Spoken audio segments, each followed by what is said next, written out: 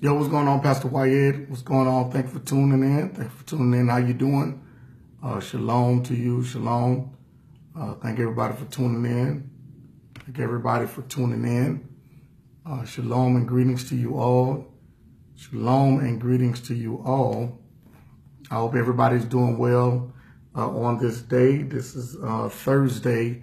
And so I'm definitely excited, as always, to be before you. Thank the Father for being amongst the living. It's truly a blessing to present and have the opportunity to present the gospel, to present the righteousness of our Father to all nations. And so I'm excited. Definitely going to give brothers and sisters a time and opportunity to be able to jump on.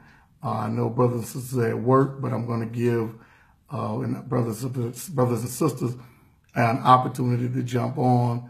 Many of you are at work. Many of you are doing all sorts of things. And so I want to give brothers and sisters the opportunity to tune in. Definitely good morning. If you feel like sharing it, definitely share. If you feel like inviting some people, invite some people. But this is a particular conversation that I want to have. And I think it's very important to address certain things in certain times, okay? So I see brothers and sisters are jumping on. Brothers and sisters are jumping on. Thank you all for sharing. I saw some of you sharing. I see some of you are inviting friends, family, as well as church members or whatnot. But thank you all for inviting and sharing. I am extremely excited about you guys are sharing it, and I really thank you because you didn't have to. Shalom, Brother Reggie Sparks. What's going on with you? And definitely, I'm going to give brothers and sisters time to jump on here. I said 11:30, but I was expecting to be out a little later than I am. And so I got in a little earlier. So I'm going to go ahead and get it started because I have to get ready to travel in the morning to Ohio to teach there. So this is what I'm doing here. I'm going to get in here a little earlier to save some time to be able to deal with this particular conversation. I'm just inviting some people here. That's why I look like I'm just looking off to the right or the left of the screen, and so just inviting a couple people. But shalom to everybody. Thanks for tuning in, and we're going to go ahead and get into this particular conversation here. All right, that I want to talk about. All right, so in today's time, unless you are extremely busy. Unless you are extremely busy, I'm pretty sure, or it's some form of another, whether you attend a church that is having discussions, or thank you, Kevin.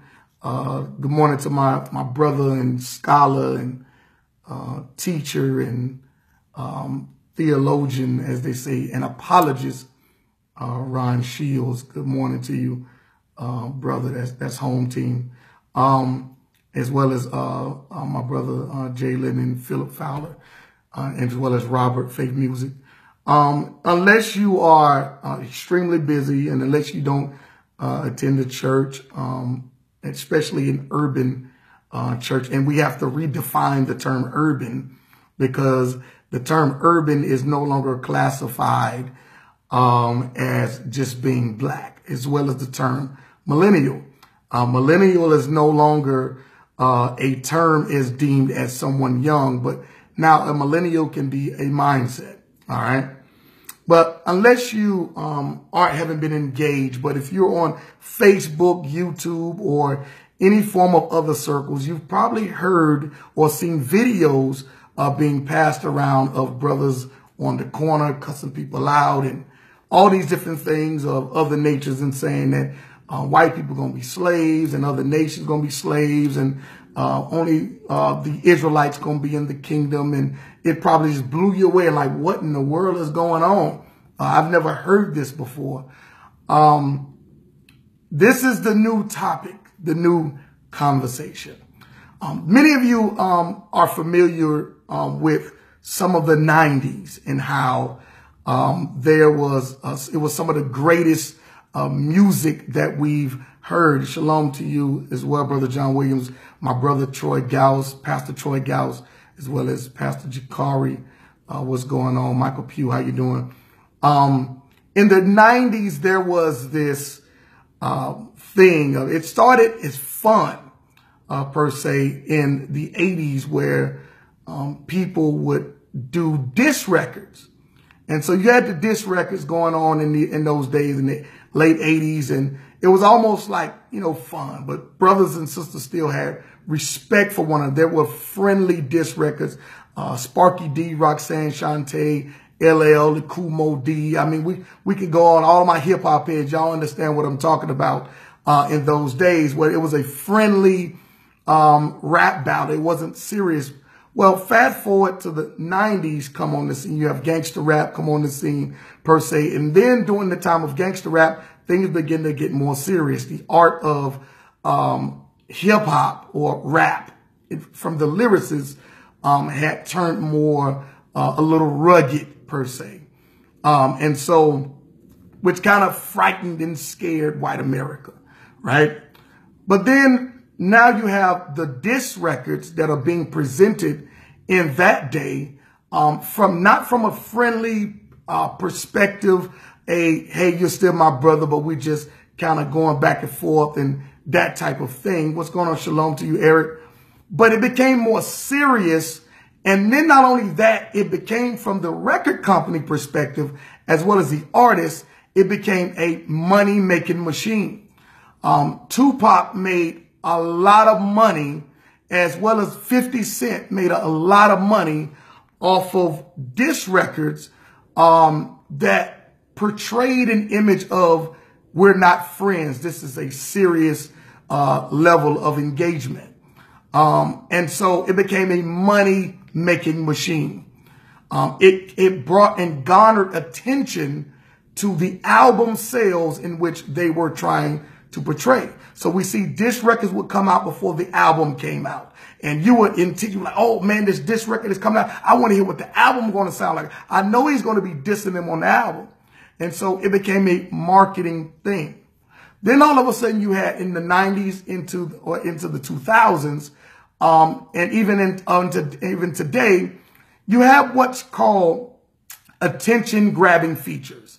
You take the hot artists and you would pair them up with the new artists, or you would take the hot artists and who's ever hot, an artist that may be flamed out or maybe in Idol will go, or an Idol, however you would say that. Yeah, Idol. You would do a record with that particular artist in order to gain attention, all right, to your next project. Brothers and sisters, what I'm trying to say is that the black, quote unquote black, let me add the quotations there, black Hebrew Israelites is becoming the feature to the attention of many that are either trying to sell books or trying to grow a base. It's everywhere. It's the biggest topic, as though that's the only important thing, as though that is the biggest threat to the black church. Brothers and sisters, today, this presentation isn't even a PowerPoint presentation, because I wanted to look you square in the face as I present information to you. The Hebrew Israelites is not the biggest threat to black people. I'm going to show you. I'm going to give you sources, easy sources. We're not talking about people who are from a religious perspective of meaning just predominantly religious perspective of trying to give their viewpoint, whether they identify as Calvinists or whether they identify as Lutherans or followers of Luther or followers of Calvin or any of that. We're not going to give you anything to people who just solely focus on commentary and these other thoughts based on people who may have had a certain issue. We're going to give you from a landscape or a perspective of where you can see it plain as day. Mind you, I do videos all the time talking about my Hebrew brothers and how they are in error in certain aspects of excluding those who will be in the kingdom. From day one, those of you who are new here and see me for the first time, from day one, I've always presented the claim that I stand for the kingdom. Yes, I embrace my heritage, but the kingdom is far more important than me embracing my heritage. And what do I mean by that? It's not that I'm ashamed of my heritage. It's not that I'm ashamed to say I'm a Hebrew or any of that nature. But what good is it for me to just stop there? If I don't teach salvation, if I don't accept salvation from the Christ, the only way, then my heritage does me no good. See, my heritage as well as my salvation, it works together. Me accepting Christ works together. There's nothing wrong with knowing where you're from. There's nothing wrong with knowing who you are. But when you base that solely on the premise that that's the only way into the kingdom, then that's the problem. Brothers and sisters, everybody want a feature. That's why on your timeline. That's why it's the hottest topic. It's no different than the music industry. It's what my cousin, Pastor Richardson Kelly, calls spell casting. It's like the hashtag. The hashtag is a form of getting your attention. Let me click on this and let me click and see what this hashtag is about. Black Hebrew Israelites is another form of spell casting. Many of you, if I titled this a different title other than Black Hebrew Israelites, you probably wouldn't have tuned in. But because you're a part of the problem is you're a part of the spell. You have been spell casted upon. And any and everything that says Black Hebrew Israelites, I can tune in, I can type in Black Hebrew Israelites on Facebook Live, and I will probably get 50 people to come in, and I'll show you some ice cream at an ice cream truck. But you tuned in because you were hoping to see something that because you're so driven by. See, the problem is that what are you driven by? What are you driven by? What is the purpose? What is the intent? But when you've been spell cast upon, or if you're trying to sell a book, or if you're trying to prove that you have the answer to the black problem, it makes you no different than a Black Hebrew Israelite. Because if you want to just pull out a chart and say where you're at on this chart, then you're trying to just get them to identify with their blackness and hopefully seeing where you're on the chart that would drive you to want to keep the commandments. See, the problem is this, brothers and sisters. You should want to keep the commandments regardless if you identify with who you are on that chart or not. Keeping the commandments is the essence of the righteousness that shows us how righteous our Father is, and wanting us to be set aside. You can't be set aside just by saying it. You have to be set aside by how you live. Knowing who you are is just the icing on the cake. But I want to speak to my Christian brothers and sisters because I talk to my Hebrew brothers and sisters as well. I don't give anybody a pass. I represent the kingdom of the Most High Yah. I represent the kingdom of the Most High. This is why I don't look at what skin color you are. Why? Because it's above my pay grade. My job as a teacher and a believer is to preach the gospel, present the gospel, salvation, and let the Father do the separating. It's above my pay grade. It is above my pay grade. But Black Hebrew Israelites, everybody want a feature. I can guarantee you what's going on. Shalom, Brother D. I can guarantee you that go look at the last week. Just go on Facebook. Go on Facebook and scroll down the timeline. How many videos have you seen? People spend more time talking about them than they talk about the actual threat. But I know why you're not talking about the threat. Because one thing about it, you can't get rid of the DNA that you're a part of. Unless you totally have a change. Totally come into a transformation. But until then, we need to get rid of. Somebody need to say something about it. I'm going to be the one to draw your attention to it. And from this day forth, you're going to see it over and over again. And somebody's going to be trying to sell a book. Somebody is going to be trying to have you come to a conference. The important issues, they're not really going to talk about. But they say they're about the kingdom. If they're about the kingdom, why aren't they talking about the real problem, the real issues? As in the days of old, when Christ was walking, you had the Pharisees. They function like some of our brothers, some of our Hebrew brothers today. Christ dealt with them. It's not going to be any different when he returns. He's going to deal with them. But brothers and sisters, don't let spell casting draw you from the actual threat of black people. And the only reason why I'm saying black people because of the term Black Hebrew Israelite, which is being used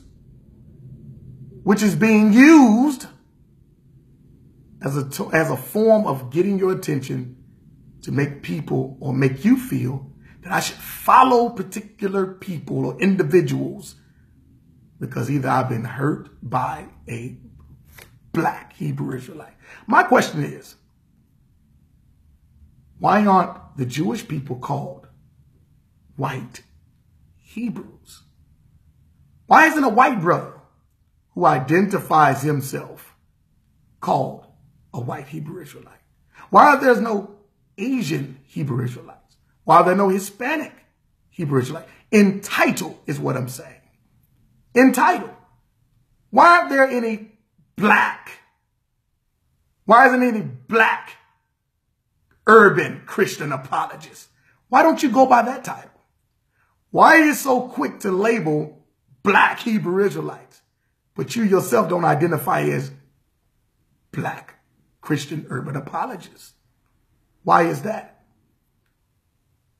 Instead, because they're a white urban apologist, you don't label them white urban apologists. You don't label them black Christian. No one calls themselves a black Christian. See, it's all a form of spell casting. And brothers and sisters, I want to bring it to your attention. You see it. You see it. You see it going on. Well, who's going to say something about it? Today, let's look and see what's the major problem. Let's see who's the threat to black people. It's always been there. It ain't going nowhere. And it was there in the foretime, and it was there now. Let's go to the scriptures for a second as I speak to my Christian brothers and sisters. All right, let's look at this. One of the common scriptures that is used against Black Hebrew Israelites by my black Christian brothers and sisters. Because you don't see too many white apologists or white Christians talking about Black Hebrew Israelites. There are some. Yes, they are. I'm not going to omit that there aren't some. There are some white brothers and sisters who say, talk about the Black Hebrew Israelites. But the ones who are leading the charge for the black solution for the Black Hebrew Israelites are black Christians or black people. They're the ones who lead the charge. They're the ones who are leading the charge. So I want to speak to you today, black Christian or black Christian urban apologist. I want to speak to you, and it's all in love. Trust me. I can build with you. We can deal. And there's some other conversations there. You know, brothers say, well, two are not in agreement. If two are not in agreement, how can we walk? Well, brothers, let me explain something to you. A lot of my Christians who say that. I can't walk with a Hebrew Israelite because we don't agree. Well, you walk with your Christian brothers and sisters, and some of y'all only agree on 10% of things. Some of y'all who don't even believe in speaking in tongues, but yet you can build and defend against the black Hebrew Israelites with a brother who speaks in tongues, and you don't even agree with it, but you'll push that to the side. See, the hypocrisy is on both sides. This is the problem. The hypocrisy is on both sides. You can have one brother who believes once saved, always saved as a Calvinist, but he'll partner with a brother who don't believe in that same doctrine to go against the black Hebrew Israelites. Both of y'all don't agree, but yet you say you can't walk with a Hebrew Israelite because we don't agree. I don't believe in the law, and he does believe in the law. Brothers and sisters, the problem is you. And you are the ones who are help creating black Hebrew Israelites. You're the ones who help. You are attributing or contributing, shall I say, to the growing problem of black Hebrew Israelites who are joining camps and all these other things because of your hypocrisy. You don't want to accept that. You don't want to admit that. But I'm going to tell you to your face. I'm not going to do any of that. I'm not going to sit up here and code it for you because this is important. And I want all of it. And I'm pretty sure I got some apologists that are watching now. Some of them will watch later. Some of them are watching now. And they haven't clicked on the video, but they're watching from the timeline, so I can't see them in the group. But that's no problem because I know they're watching. And it's all in love. I just wonder why is that this is the main importance of the conversation when you are not even discussing the actual threat that's always been there. Let's look at it. Let's go to the scriptures here. Revelation 7 and 9. This is one of the things and I agree with you. I don't believe in excluding people when it comes down to the kingdom. All right? I don't believe in that. And that's me, and I identify as a Hebrew. And I don't agree with excluding people from the kingdom. If somebody wants to be obedient, I don't agree with that. And we have scripture to back that up. Okay? But your approach to things is causing a lot of brothers and sisters to go join people who are teaching false doctrine or what you deem as heretical doctrine. And you are contributing to it. Let's keep reading it. What's going on? Shalom to you as well, Akshan McGee. Look at this. Revelation 7 and 9. After this I beheld, and lo, a great multitude, which no man could number, of all nations and kindreds and people and tongues, stood before the throne and before the Lamb, clothed with white robes and palms in their hands. And this is the verse. This is the verse here that many people will use to simply say, see, you black Hebrew Israelites, see there, this says all nations. But brothers and sisters, this is talking about the kingdom. This is true. This is talking about the kingdom. This is true. But what you fail to realize that you aren't even showing attention to, why doesn't the earth and you as leaders, and you are the ones who say that you follow Christ, and you're the one that you say that you're the kingdom, that you're kingdom people, why doesn't earth reflect what's going on in the kingdom? On earth as it is in heaven? Why is it the church is a reflection of what the kingdom is looking like. You use this verse, but guess what? On earth, you don't practice these principles. And on earth, you keep your mouth closed to these principles. Let's talk about it. You want to spell cast? Let's talk about it. Let's bring it out. Let's bring it out. You talk about excluding people and you kingdom-minded people, but yet I can go throughout the earth in any city and the church in the earth does not reflect what it's supposed to look like in the kingdom?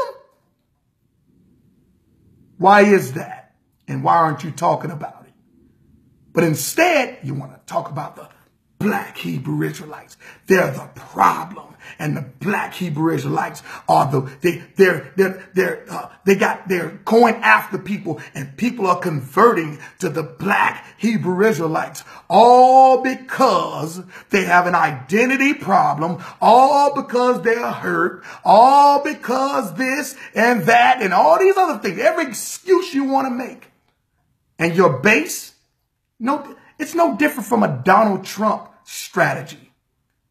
Rile up your base of people who think like you and get people to applaud. And say, yes. And then white America, the white Christian America, doesn't have to speak the things because they got you doing it. All while at the same time, you're not focusing on the issue that's going on within the white community of your own Christian brothers, your white Christian brothers, that you say that these are your brothers. They don't have to speak and talk about the things or declare the things because they got you doing it. So guess what? You take the issue, because they're the ones who's leading the charge when it comes to the church. And we know this. But you don't say nothing about it. But the black Hebrew Israelites are the problem to black people. No. No, it's not. No, it's not. The same way black people aren't the problem for jobs. Y'all can say all y'all want to, but when I look at them, when I look in the world, black folks aren't the ones who are the predominant CEOs in the world. They aren't the problem. And yes, some black people are hurting. Some black people are upset. People hurt for all kinds of reasons. But don't try to pin it on they're emotional and they're just searching for identity. No. Just because someone is searching for truth doesn't mean that they have an identity problem. It's not what that means. And for you to classify that and to say that and put all black Hebrew Israelites in the same bunch, or to put all people who are searching for the truth of their heritage in a bubble, that is very disingenuous. That is sad. And as a leader, that's a problem. That's just like me saying all black people are the same. I can't say all black people are the same because of my one experience with one black person. That's what you're doing. All of them are the same. All these Hebrews, like, well, you just ran into the ones that you ran into. You ain't run into a Brother Majors and some of the other brothers and sisters that's out here. You ain't run into that.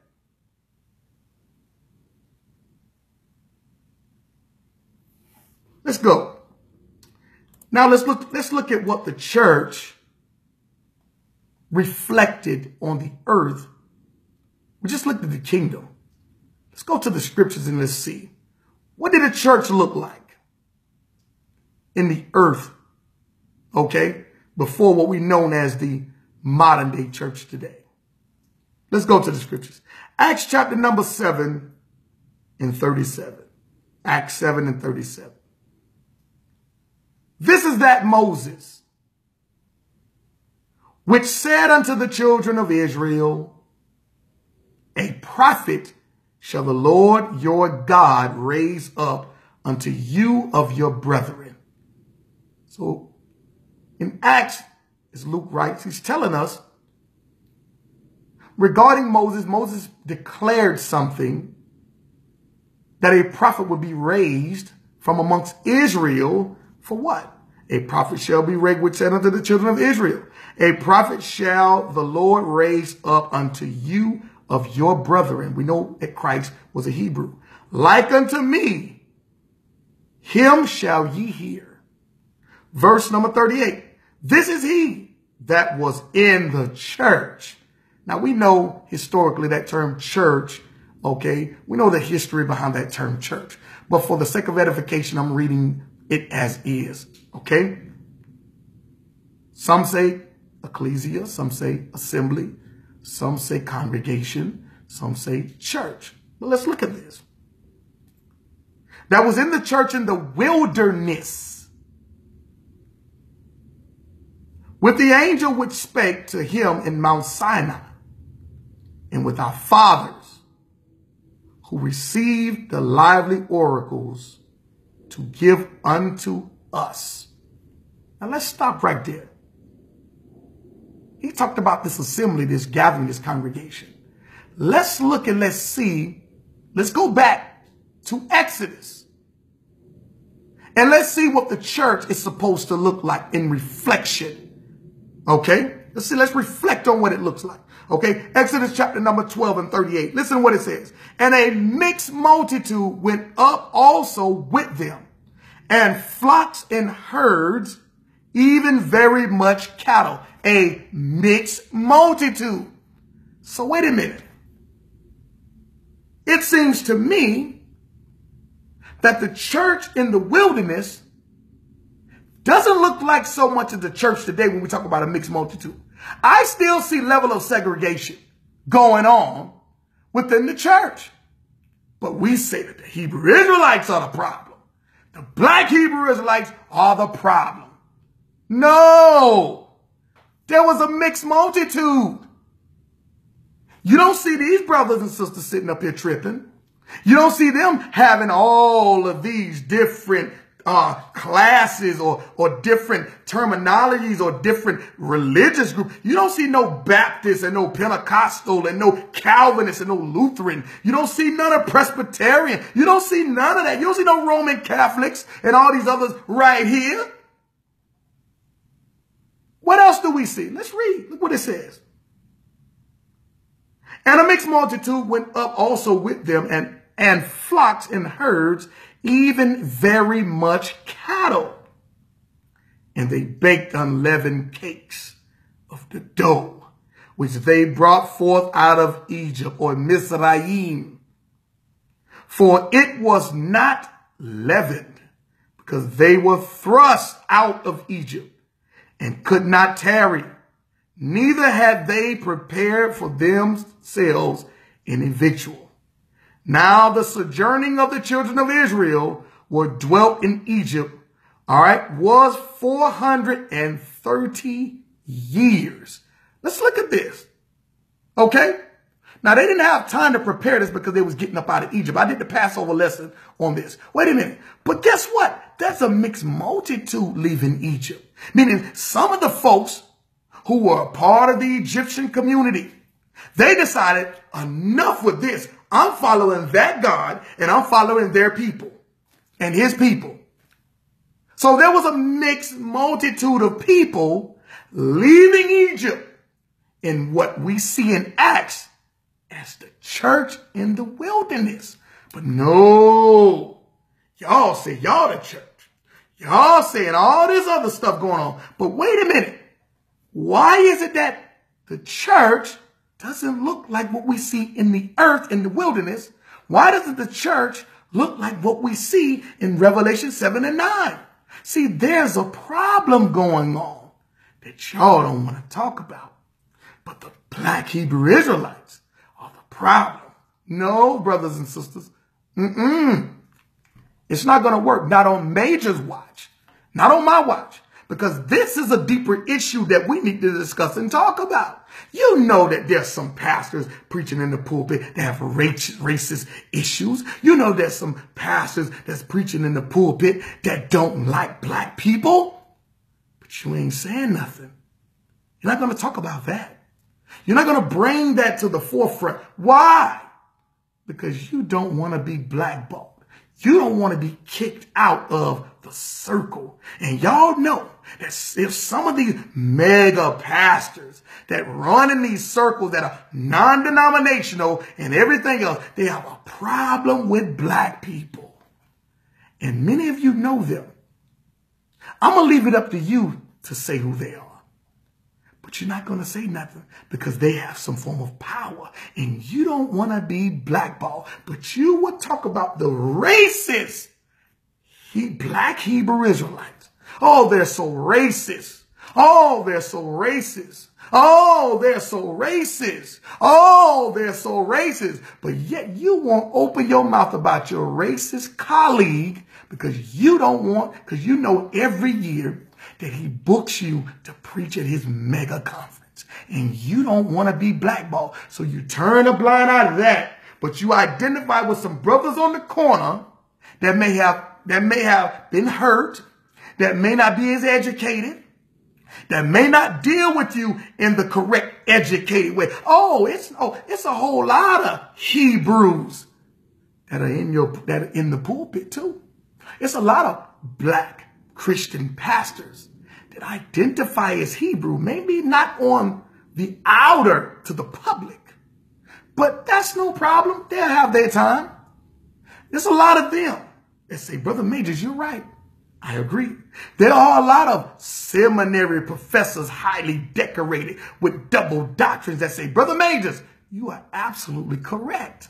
See, if I was the type of brother that wanted to just get a name for myself or sit up there and say, hey, this person co-signs me, I would go in my inbox and screenshot some of the highly decorated scholarly professors. And I would screenshot them and I would put them forefront and say, see, look at what he's saying.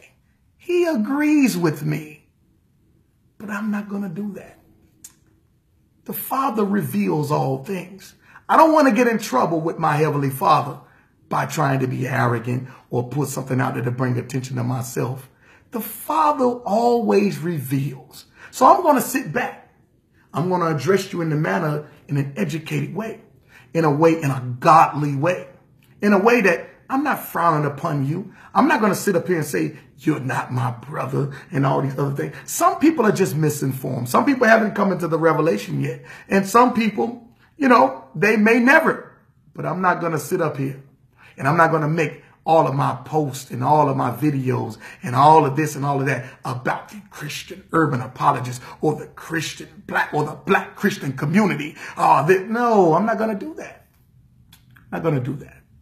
That's the Father. The Father's job is to reveal and expose. My job is to do what he told me to do. This is what I'm called to, brothers and sisters.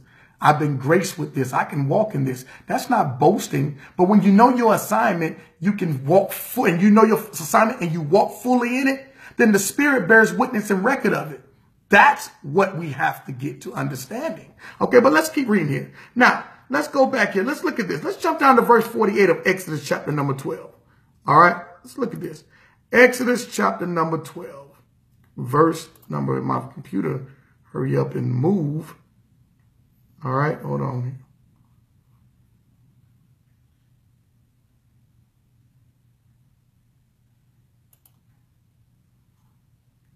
It froze up a minute.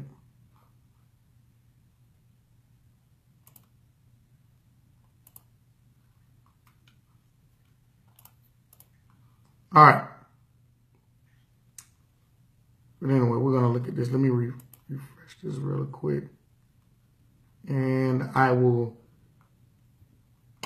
get to this here. All right, here we go.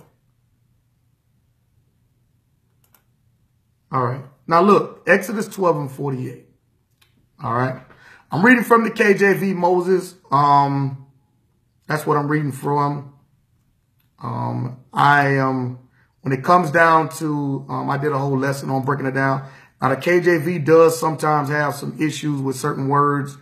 And I'm not one who just run and just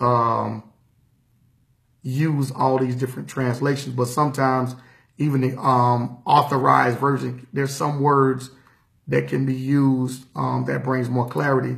But I did a whole lesson on why there's so many different translations. But anyway, let me get to this real quick, all right? And shalom to you as well, Brother Moses. All right. Let me get to this here. Hold on. Lost my screen. Hold on. It's coming back up.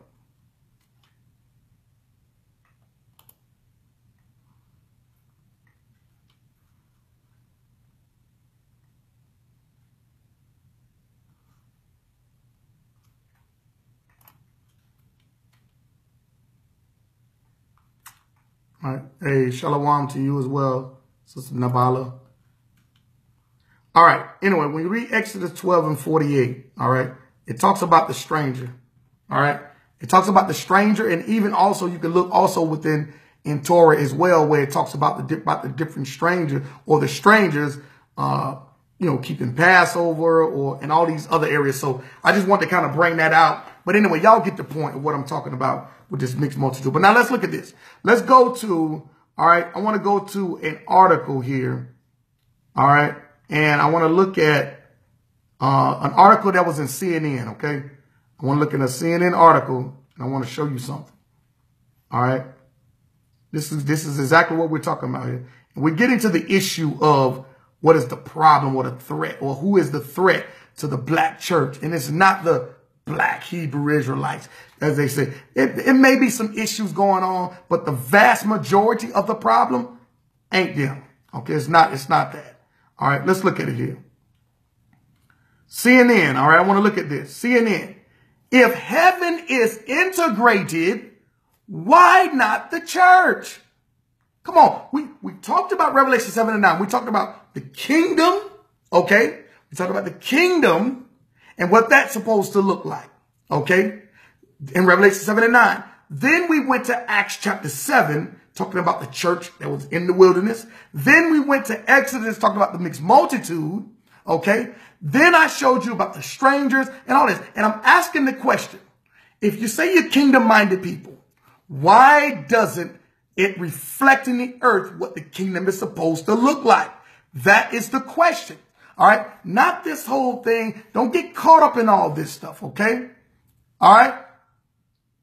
Now let's keep rolling here. Look what it says here. CNN. Let's look at this CNN article here about the church. Okay. And this morning, I talked to my Hebrew brothers. I talked to them about their issues and their problems. So I'm going to talk to my Christian brothers and sisters about their issues and their problems. They want to talk about the black Hebrew Israelites, but they don't want to talk about the problem that's going on. All right. That's real. That's the real problem. Okay. Let's keep rolling here. Let's look at this here. All right. All right. In heaven, if heaven is integrated, why not the church? Let's look at this article. This is a CNN article here. Okay. Look at this. I'm going to read this. All right. Reverend Mark Whitlock's church. Okay. They interviewed this reverend. All right. Let's go down. Let's go down to the article here. All right. He says right here. He told CNN, church, it's still the most segregated place on Sunday in the United States. Our goal is to do what heaven has already done. Heaven is fully integrated. Now, just read to you Revelation 7:9. This is one of the most common scriptures that Christians use when talking about Hebrew Israelites, when dealing with Hebrew Israelites, okay? So I'm showing you here, all right? And I'm going to get to some percentages here in a minute. But I'm showing you what the problem is, okay? Let's look at this. Listen to what he said. Listen to what this Christian pastor says here, all right? He says, it's still the most segregated place on Sunday in the United States. But they talk about Hebrew Israelites segregating, okay? But let's look at this. Our goal is to do what heaven has already done. Heaven is fully integrated. Verse number, let's keep reading. But most churches aren't. 9 of 10 churches are segregated, according to an analyst by Christopher P. Sheitley and Kevin D. Doherty, published in August, in the August edition of the journal Sociology Inquiry. Okay, let's keep reading here. Let's look at this here. All right. For the purpose of the paper, segregated meant 80% of a church's members were of one race. stop right there. Let's look at this here. Okay. Let's get an understanding here. All right. Look at this. Let's read it again. Okay. Let's read it again. All right. He says, but most churches aren't integrated. 9 of 10 of the churches are segregated, according to an analyst, okay, Christopher P. Scheidel and Kevin D. Doherty, published in the August edition of the journal Sociology Inquiry. For the purposes of the paper, segregated meant 80%. 80%. Listen, I want y'all to hear this. 80% of a church's members were of one race. But wait a minute. Brothers, my Christian brothers and sisters, you claim to be kingdom. And according to what you're saying and the things that you come at and combating what brothers are saying, okay, with those who you've dealt with, okay, you say that the kingdom is made up of all people. Then we go to Revelation 7 and 9 and you justify, you classify that. And then you turn right back around and we go to the scriptures and we look in Acts where it talked about, okay, the church in the wilderness. So let's go to that church and see what that church looked like. Then you went to that, when we went to that church in Exodus and we saw a mixed multitude. Then you look at Caleb, which Caleb, brothers and sisters, was not an Israelite. Caleb, we're not talking about Joshua. We're talking about Caleb. Okay? Caleb. But yet, he was known for keeping the law blameless. And Caleb and Joshua went into the promised land. So there's still a problem. So the question is, why aren't you addressing the issue at hand? But no, as again, Pastor Kelly Richardson said, you're using black Hebrew Israelites as a form of spell casting on the people. And you're trying to use it as a point of position. And let me say this. Some of our Israelite brothers, they've contributed to your spell casting. Some of our Israelite brothers have contributed to your spell casting. They've contributed to your selling of books. They've contributed to building up your conferences. And I don't blame you for that. I blame them. But at the same time, I blame you for trying to use them as a means of getting people into what you got going on and saying that you have the solution to the black problem. The solution to the black problem is dealing with the problem. And I'm going to show you who's the problem. What is the problem? The problem ain't never went nowhere. The problem has been here. And I'm going to show it to you. But let's look at this. Look at this article, CNN. 80%. 80%? Are you kidding me? 80% of the church's members, we're talking about the Christian church, were of one race. And I'm going to get to these percentages here in a minute. People choose churches where they feel comfortable. People choose churches where they feel comfortable. Maybe they get challenges. Maybe they get challenges there. All right. And I'm quoting here. And I quote, people choose churches where they feel comfortable. Maybe they get challenges there, but they're going for the comfort. Wait a minute. Wait a minute. So it's saying to me that it's saying to us in this article that 80% of the Christian church is segregated and people are going for comfortability and not kingdom. Come on, man. Y'all get out of here. You better not say nothing about these black Hebrew Israelites. Let me say that again. Black Hebrew Israelites are a problem or the black problem. Okay? You better not say nothing about that they are the black problem. No. This is the black problem, which is contributing to them running and being a part of something that may not be biblical or scripture. And we're not even talking about just black Black Hebrew Israelites. Brothers and sisters that are in the Christian church are running away from the Bible in droves. Y'all worried about them running from the church. I'm not concerned about them leaving the church. I'm concerned about them leaving the Bible. That's what I'm concerned about. So that tells me a lot about what you think, a lot about where your heart is, and a lot about how you using spell casting with the Black Hebrew Israelites to rile up your base, to get attention, to sell books and build your conferences. That is it. And not only that, but build your Facebook following. It's everywhere. You can't even go on Facebook without somebody on Facebook having a Facebook Live about Black Hebrew Israelites. And this tell me right here, people are going and telling all of us in this article here on CNN that people go more for comfortability. But wait a minute, how in the world can Christians call themselves kingdom-minded people and yet you going to church for comfortability? Oh, well, that's my white brother. I don't want anything to do with those black people. I'm going to fellowship where my white brothers are. And then you got black folks. I don't want to go into the white church. I want to go where black people, they can relate to me better. Ain't nobody going about no word. 20%, okay, or I ain't going to say 20%, but a large percentage of people, or a small percentage of people, shall I say, a small percentage of people are actually going to church to get the word or to fellowship. You either going for a fashion show or you going for comfortability. That's it. This is what this article is talking about.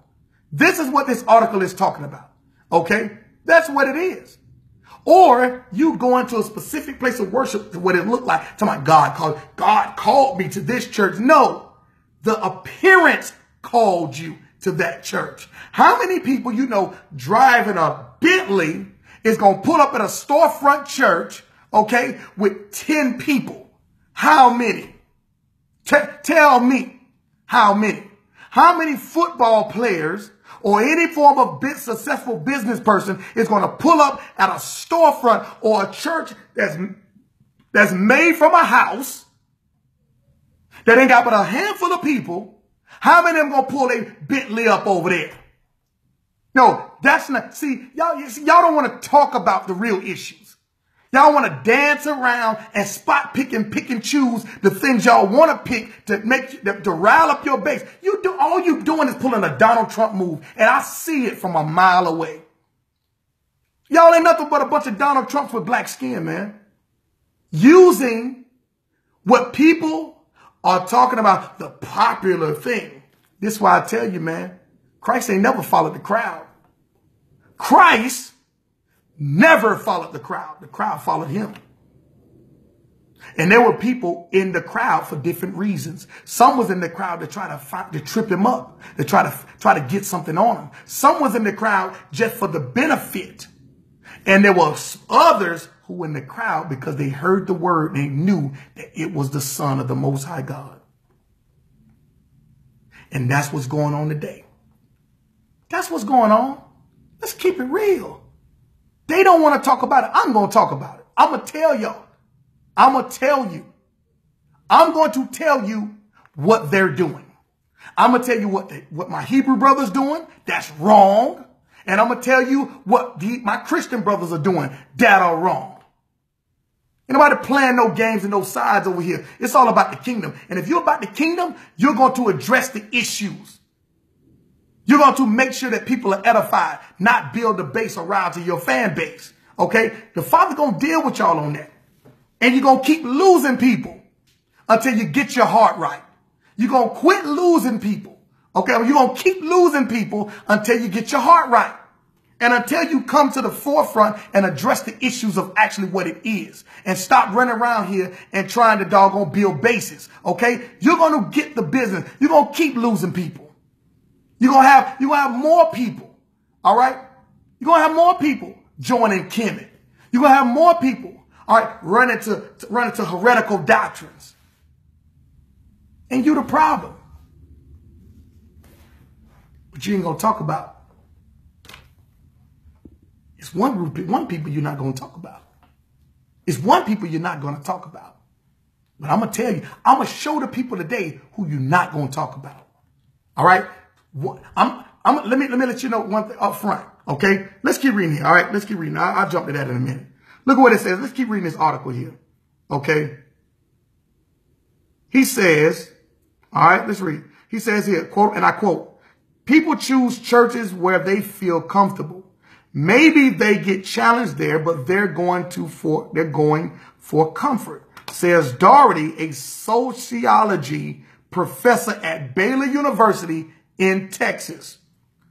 Title, and I quote, race, diversity, and membership duration in religious congregations. The analysis concluded that even when people join a church as minority members, they are less likely to stay as long as the majority. This, the paper's abstract says, can create a constant pull toward homogeneity despite congressional efforts to diversity. Some argue that diversification is in the best interest of Christ, our Redeemer, because African Americans make just 2% of the 3.2 million people in Orange County. This is talking about Orange County here, while more than 78% of the people in the county are white. So now you can turn around and you can look at this percentage here. All right. You can go county by county base and look at this and look at the issues, and the numbers are going to be the same. The numbers are going to be the same. Now, let's jump over here to another article I want to look at here. Let's go to another one. All right. Let's look at this here. Let's go to the Pew Research Center. We're going to deal with something here on MSN. All right. Let's look at some on MSN Pew Research. All right. The most and least racial diverse U.S. religions. All right. Look at this here. Let me read this for y'all. Okay. Let me read this for y'all. All right. Let me read the Christian church for y'all. Okay. Look at this here. All right. And don't get me wrong. I fellowship with brothers and sisters who I have Christian brothers and sisters. So this ain't no knock. I'm not knocking my brothers and sisters in the Christian church who have the right heart and the right intent. Okay. And and again, let me rephrase it because I know I got some brews on here.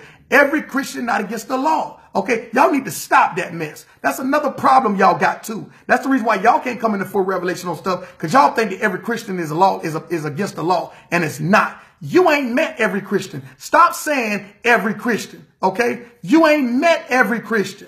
So stop that. All right. Now let's look at this here. Let's look at this percentage here. All right. Let's look at this United States percentage. United States. This is a vast majority of percentiles dealing with the Christian church in the United States. Okay, look at this. Let's read this. All right.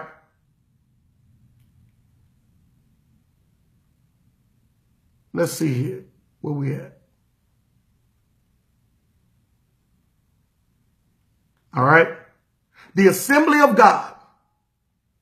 The Assembly of God, 66% white.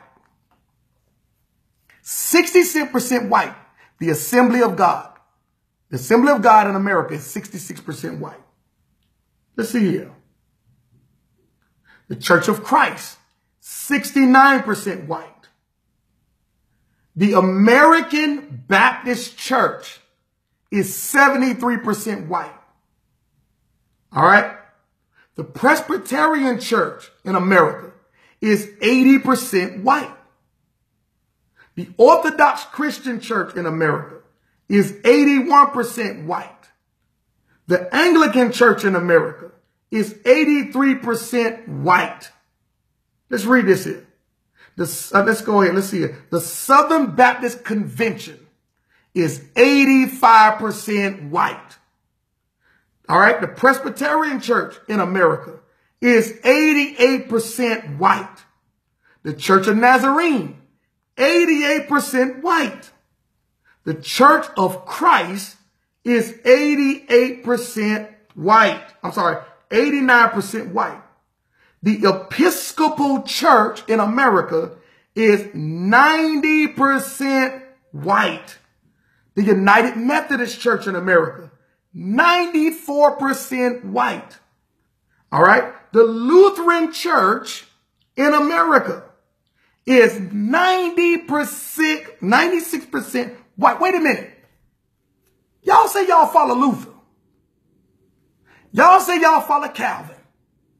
But the vast majority of the percentages dealing with Calvin and Luther, these is way over 80% of white, but y'all ain't saying nothing about that. Y'all ain't saying nothing about that. Y'all don't have no problem with talking against that. Okay? Y'all ain't talking about, no, trust me, Pastor Kelly, don't worry about it. I'm coming. I'm just dealing with the white percentages right now. Okay? Let's look at this here. Now let's go to the black church.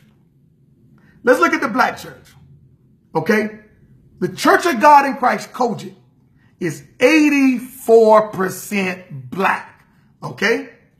The AME church, which a whole lot of Christians will big up and, show them love for the teaching of black history and black this. But wait a minute, we're talking about kingdom. We ain't talking about blackness. We're not talking about whiteness. You get on the Hebrew Israelites for talking about their blackness, but yet you big up the AME church. Y'all show love to the AME church because of the blackness and the teaching of the black history of the AME. But yet, when it comes to the Hebrew Israelite church, you have a problem with the black Hebrew Israelite for teaching blackness. When it comes down to history, you got a problem. See, this is the problem. The hypocrisy is the problem. Okay, let's get it. And I got some Kojic brothers that I love, and these brothers ain't against the law. They ain't against the law either. Okay, so don't get it twisted. All right. Now let's keep reading here. The AME church is 94% black. The Kojic church is 84% black. The National Baptist Convention is 99% black. I don't see none of y'all talking. I don't see none of y'all telling none of these white Christian churches that I told you. All of these white Christian churches are over 70% with white folks in America. We have 3 groups on here that are made up of the black church. Okay. 3 groups on here that's made up of the black church. All right. That is not over 80% black. I don't see none of y'all brothers, none of y'all black Christians, none of y'all black Christian apologists banging on them for their whiteness. I don't see none of y'all telling them to be diverse. I don't see none of y'all telling them not to exclude people. I don't see none of y'all saying none of this. But yet you got all these videos about the black Hebrew Israelites are the problem. And yet you're going to, and we went to the scriptures, Revelation 7 and 9, went to that, showed you about the kingdom. Then we went to Exodus, showed you about the mixed multitude. All right. A mixed multitude coming out of Egypt. Showed you about talking about the strangers all throughout the Pentateuch. Okay. All right. All throughout the Pentateuch.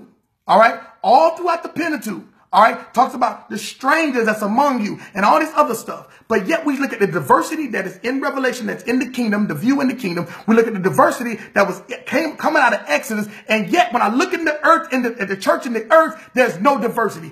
80%, okay, of churches are one race. That makes no sense. So how can we say, or how can you say as Christians that you're a kingdom, but yet you don't speak out about the non-diversity? I just read to you, I read to you a list of white Christian churches that are over 80% white. And I read to you three Christian churches that are over 80% that's black. And none of you who say you're a kingdom, and none of you say that you defend the gospel, are opening your mouth against this travesty here, that you say that you are kingdom people, and we got to be about the kingdom, and these black Hebrew Israelites are excluding people. And how dare you even point fingers at somebody else, all right, and saying that they're excluding and they're non-diverse and they aren't about diversity and they aren't kingdom people, they're heretics, but yet you won't open your mouth or deal with the issues because you're afraid that it's going to get to one of your white buddies that's higher up. They got a big mega church that he book you every year, have you a part of the conference, all on your Facebook friends list, and yet you won't say nothing about the non-diversity of the white Christian evangelical church because you don't want to kill your bookings and you don't don't want to get blackballed. You're a bunch of hypocrites. And that's why the Father exposing you, and you're going to keep losing people, and you're going to keep continuing having a problem with the Father and with people leaving these churches and leaving the church. I'm not concerned about people leaving the church.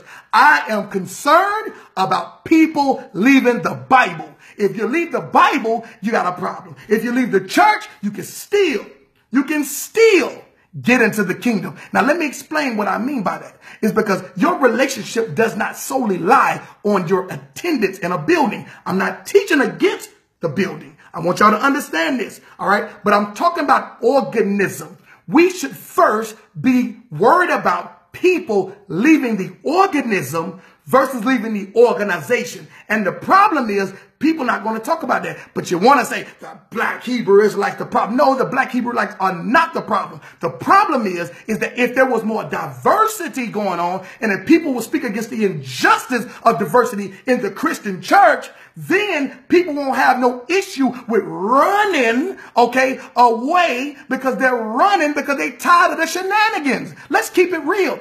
People are running and leaving the church and some leaving the church, some leaving the Bible. Some are leaving the church and some leaving the Bible. What I mean, some leave the church because they don't want to deal with the organization no more, but they still attach themselves to the organism. Some leave the Bible because they totally go join a religion or a sect that is against the Bible. You have two groups of people in the world, but yet you want to put all the Hebrew Israelites in a bunch. You want to say the Hebrew Israelites are the problem. And all you want to do is every single day, all day, you teach videos and talk about the Hebrew. You can't even go on Facebook or YouTube without seeing somebody talk about Hebrew Israelites. And guess what? Nobody got a solution.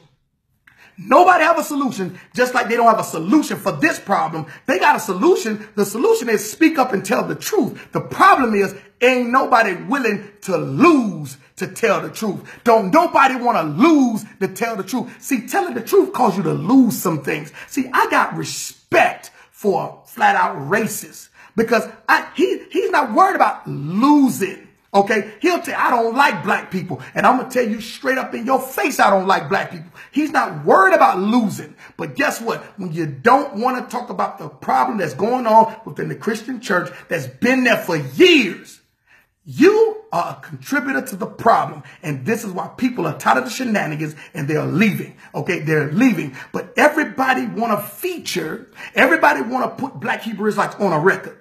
Everybody want to put them on a record. Everybody want to put them on the Facebook Live. Everybody want to put them on a YouTube video. Everybody want to put all this other stuff, but ain't nobody talking about the problem. I just read to you the percentages. I just read to you articles. I showed you facts. You go research it for yourself. This is the common problem. And until you get the mind of the kingdom and not the mind of the organization church, until you change and come into a mindset of Christ, and you change your inner man and focus on what the problem is at hand. See, let me tell y'all something. If you speak the truth, you don't have to worry about nobody. You don't have to worry about lies and heresies drowning out. But when there's a lack of truth in the earth, and any time throughout history, when the organism is quiet, it always makes room for false doctrine. You are contributing to false doctrine by keeping your mouth closed. That is the reason why. But you want to bang on one area, drawing everybody else. See, they can't focus on the problem that's going on within the congregation, because now they too busy focusing on people who ain't even in the congregation. Come on, man. Listen, y'all, when you spend so much time focusing on teaching people the truth about people who are outside of the congregation, and you're not even focusing on telling the truth to people who in the congregation, you got a problem, and you are a contributor to the issue. Okay, you got a contributor to the issue. Let's keep rolling here. All right, now I just read to you some percentages. All right, now let's go to an article. I'm almost done. Let's go to one more article here. All right, now let's deal with who's the problem. Let's deal with who's the problem that don't nobody want to talk about. This problem has been a problem before Christ was born in the earth. This problem was a problem when Christ walked the earth. This problem was a problem after Christ ascended.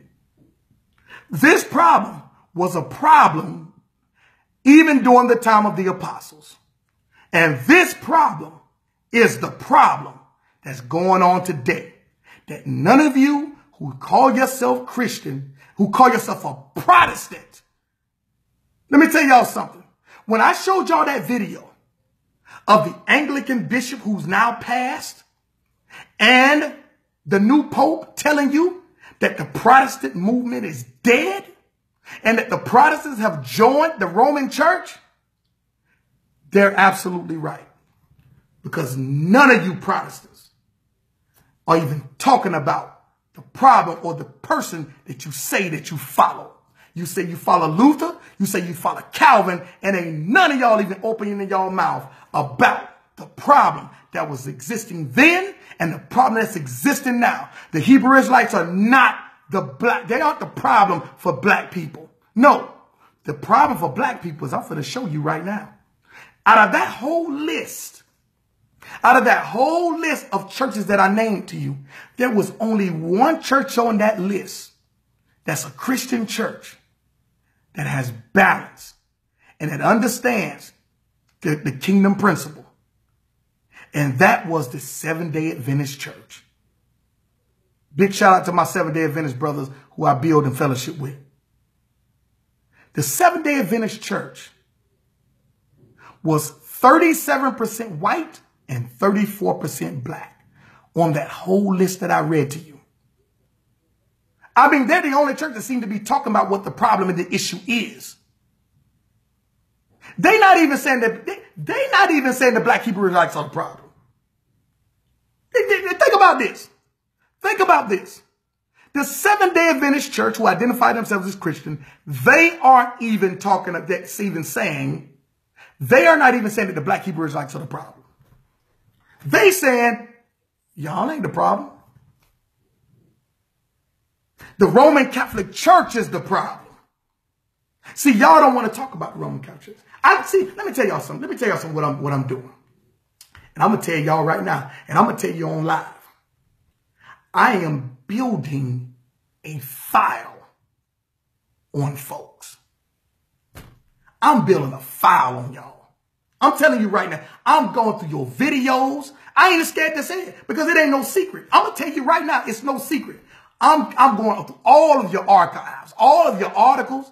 I got video. I'm chopping your videos up. I'm telling you, I'm going to tell you flat out what I'm doing because I'm waiting. The day is coming. The day is coming. The day is coming when we're going to have that discussion. And it's a couple of them. I got videos and videos. I got a terabyte hard drive. And I got folders on each one of them. Because the thing is, this is about the kingdom. You will not, I repeat, you will not try to lead the people astray than addressing the issue that's at hand, which is the problem for not only the kingdom, but for black people.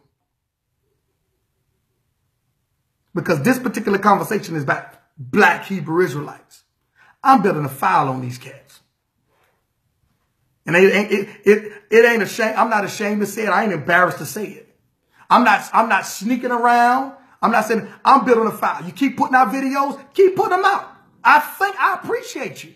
Because I'm building files and I'm like I showed y'all, I'm the dude, I did it in college as an athlete. I didn't rely on the coach to do film study for me. I didn't have to go to film study because I had the tapes already broken down when I was in college. So see, the Father prepared you for things, for where you're going. Okay. And I got the remote in my hand and I'm sitting there. I don't get no sleep. I'm sitting there because I'm building a case on. I'm building a file for the kingdom. This is not about embarrassing nobody. This is not about making somebody look bad or making it seem like I know more than somebody. But I will not allow the hypocrisy and the contradictions to continue to go. I'm building a file. I'm telling y'all, I got files. I've been building it. And I'm telling you right now. All right. I'm telling you right now. So it ain't no secret, brothers and sisters. It's no secret. Okay. I'm telling you right now. Because when it's come time to defend the kingdom and you say your kingdom, I'm going to show you and I'm going to see, brother, this right here, explain this. You say you kingdom, but explain this. You say that you can't build with this. You say you can't build with brothers and sisters. You call these brothers heritage. But wait a minute. Let's look at your brother over here. Let's look at your brother over here. Let's look at your brother over here. Your brother over here says this, and you got a video teaching against this. So how can y'all be linking up together? That's hypocrisy. That's hypocrisy.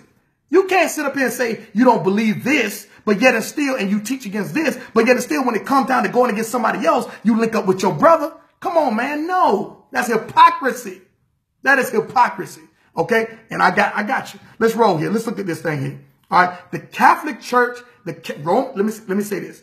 The Catholics, the Romans, during the time of Christ, because there was no Roman Catholic Church there. Okay. The Romans were the problem doing before Christ, before he was born in the earth, when he came on the scene, and after he left. And all of a sudden, after he left, all of a sudden then brings up the Roman Catholic Church. They ain't no different than the paganism Romans. The only difference between them and Caesar and all them other jokers, the only difference between the priests and them is that now they hiding under religion. It's the same power that's been in place. The same way it was then, it's the same way it is now. They just hiding under religion. I'm going to tell y'all, and these folks ain't talking about them. They're not going to talk about them. You ask them to say something about them, they won't even mumble a word about them. They will skip over your comments like you ain't even say nothing about them. Okay, I'm telling y'all straight up. I'm telling you straight up what time it is. Okay, let's keep rolling here. Look what it says here. Let's go to this article here. All right, let's go to this MSN article. Okay, let's look what it says. MSN article by Emma Green. This was in November 5th, 2017. So this was last year when this was presented. Okay, let's look at this article here. Look at what it says. There are more black Catholics in the United States than the members of the AME Church. I want y'all to listen to this. I just read for you the percentages of the AME Church. The percentages of the AME Church. Let's look at this here. Let me see if I can. 94% black in America. 94% black. How in the world is the Catholic Church, how in the world are more black Catholics than it is AME members? But black Hebrew Israelites are a problem for black people. No, brothers and sisters. No. The problem to the kingdom has always been Rome. But the problem is, if you go against Rome, you might go against your grandmother. And you don't want to do that. This is the problem. This is what I'm talking about here. The hypocrisy that's going on. Okay? Let's keep reading. Look at this. Now, I've seen brothers make statements talking about black people trying to search for an identity problem. Identity, because they don't have no identity. They don't know who they are. All this kind of stuff. Let's look, okay, and let's see why blacks are becoming Catholics. Maybe, do they have an identity problem? But you ain't talking about, you ain't saying that the black Catholics got an identity problem. That's why they joining the Catholic Church. Y'all ain't talking about that identity problem, though. But you're talking about, oh, they joining these black Hebrew Israelites all because they have an identity problem. Come on, man. Stop it. Let's read this article. Look what it says here. All right, let's get to it. Let's read this.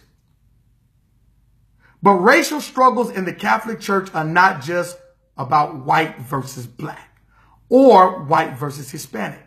Many black Catholics have struggled over their identity. Hold on, wait a minute. Hold on. I can just stop right there. I can stop right there. I can just stop right there. Listen, you can go get this. I ain't making this up. Go search for the article. Okay, the name of the article here is right here. All right, it's called "There Are More Black Catholics in the U.S. Than Members in the AME Church." Okay, look at this. Oh, wait a minute. Oh, black Catholics got an identity problem? But yet I thought black people who want to wake up to their heritage and know where they come from. Oh, you got an identity problem. And all they're doing is grabbing people who have an identity problem. No, that's not it. There is nothing wrong with heritage. But the problem is when you make that the basis of salvation, that's the problem. But let's look at this here, okay? Look at this here, okay? Here's the article, all right, that I'm reading here. We have to come to a place whether we are true Christians, all right, or Hebrews. We have to come to realization of telling the truth, dealing with the kingdom perspective. We cannot sit here, all right? We cannot sit here and ignore that there are more, that the Catholic Church is converting more black people than the Hebrew Israelites, converting more black people than the AME Church. The AME Church is 94% black. How in the world is the Catholic Church got more black members than the AME Church? And we ain't talking about this. Okay, let's look at this here. Let me read this again. All right, let me read this article. It says, but racial struggles in the Catholic Church are not just about white versus black or white versus Hispanic. Many black Catholics have struggled over their identity in the church. Okay, let's read this here. Writes Matthew Kressler, a assistant professor of religious studies. You know, brothers and sisters of love, what's your source? Are they in the field? Do they have any scholarship? Do they have any PhDs? Yes, everything I've showed you are people who in the field, who doing field research and have PhDs or some form of academia behind their name. So they ain't around here just tripping. Okay, let's keep reading here. Look what it says here. It says, writes Matthew Kressler, an assistant professor of religious studies at the College of Charleston, in his new book, Authentically Black and Truly Catholic. Okay? Joe Childs, if you just came in, you got to go back to the beginning and watch it. Okay? You got to go back to the beginning and watch what I'm talking about. Because if you're asking me that question, then you probably didn't come in from the beginning. I'm not debating an issue. I'm talking about a in-your-face truth that people aren't talking about. We're going to be kingdom-minded people. Then we need to talk about issues at hand and put it on the table and not just talk about certain little things or certain corners or certain pockets that may be popular. There's a whole plethora of things that need to be addressed when it comes down to dealing with things that's going on with kingdom-minded people. Okay, and let's move on here. Go back to the beginning and check it out. All right, Brother Joe Childs. All right, let's roll here. Look what it says. All right, it says Matthew Kressler, an assistant professor of religious studies at the College of Charleston, in his new book, Authentically Black and Truly Catholic. In the mid-20th century, the biggest question was how to reconcile the universal message of a church that claims to be transcendent race with evidence that it is a white race institution, quote unquote, white race institution, as activists put it. This struggle to be, quote unquote, authentically black and truly Catholic, end quote, took many forms. Kressler writes, some African Americans were attracted to the quiet formality of a traditional mass. Others found ways to incorporate African iconography into church spaces. At one, quote unquote, Black Unity Mass in 1969, Chicago priests stood before an altar draped in a tiger skin and decorated with an African shield. Okay, let's keep reading here. Look what it says. Kressler's goal, he said, is to show the diversity of black religious experience in America, including upending stereotypes about what it means to be Catholic and what it means to be black. Our conversation has been condensed and edited for clarity. All right, for clarity. Let's see it. All right. Now, Emma Green, which was the author, which is the writer of this particular article. All right. It says Emma Green. All right. And she's asking a question. You write that Americans tend to see Catholicism as historically white religion.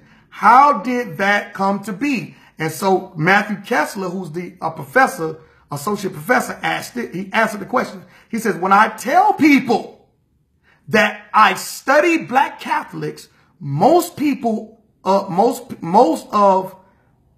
kind of blink their eyes and go, what?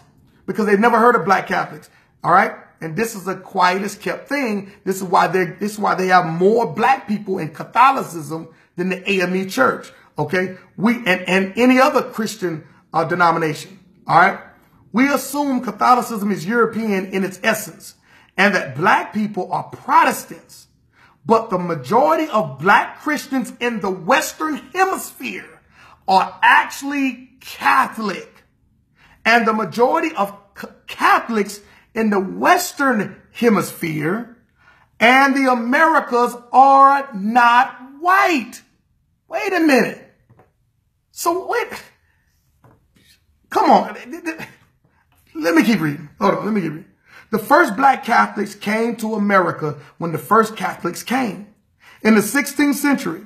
But you also have this explosion of black Catholic conversions as African Americans encounter white European Catholics during the Great Migration. Okay, let's look at this. Green, this is the writer of the article. Look what she says. She says, I'm interested in the power dynamics of this encounter. What were race relations between Catholics like during and after the Great Migration? All right. Kessler answers, and I quote, tension, and end quote, is a good word. And I quote, conflict, end quote, is a good word. African Americans come to Chicago and other dominantly Catholic cities in large numbers. Neighborhoods that were once white and Catholic became largely black and non-Catholic fairly quickly. White Catholic priests, sisters, and lay people could leave these big churches behind. All right. They can try to keep black migrants out of their churches. And there's a movement to do that, where white priests are at the forefront of resistance to black migration. But the people I focus on are the white missionaries who say, and I quote, we have to convert these non-Catholics to Catholicism and save our parishes by filling the pews with black converts, end quote. But we ain't talking about this. Brothers and sisters, I'm going to leave it there. I could have kept reading the whole article, but you do the research for yourself. If you're just not joining, you want to start back at the beginning of my video, and you want to go look at this, all right? There's a problem. There's a major problem. There's certain conversations that we refuse to talk about. Many don't want to talk about them because they don't want to get blackballed. Many do talk about them or use the premise to sell books, to build conferences, to make their name great, or to be looked at as the great solution for the black problem. Brothers and sisters, until we get to the point of dealing with these issues and speaking what the truth is, you're going to have people constantly leaving the church and leaving the Bible. Again, there are people who leave the church, the organization, but stay connected to the organism. They may fellowship in a house or somewhere like that, or over the phone, or amongst a small group of services. But then you have those that just leave the Bible altogether and turn from their salvation. Brothers and sisters, I pray that you cannot eat without eating from the word of God. For man shall not live by bread alone, but every word that proceeded out of the mouth of God. I pray that you cannot drink without drinking from the living waters that flows from Christ. Let the light that is within you shine bright outside of you. And remember to love one another so that the world may know that we serve the true and living God. We have to recognize that we're going to be kingdom-minded people. If Revelation 7:9 displays the kingdom and what it looks like, we need to demonstrate that on the earth. There needs to be questions asked. There need to be answers given to the lack of diversity, to what the actual church looked like in the Exodus or during what we call the mixed multitude. These things have to be discussed and talked about. Not from a position of saying, hey, you know what? I got all the answers. But we have to start with addressing them. Black Hebrew Israelites are not the sole problem. It's when you hide the truth, when you become a bigger problem than the people that you're using to say is the problem. I love all of y'all with the love of Christ, man. Y'all stay up. Be blessed. Remember, I'll be in Akron, Ohio, teaching out there, Kingdom Embassy Ministries. What's going on, Pastor Renise Kirkland, Sister Sharice? Thank you all for bringing me out there again. But these discussions need to be had.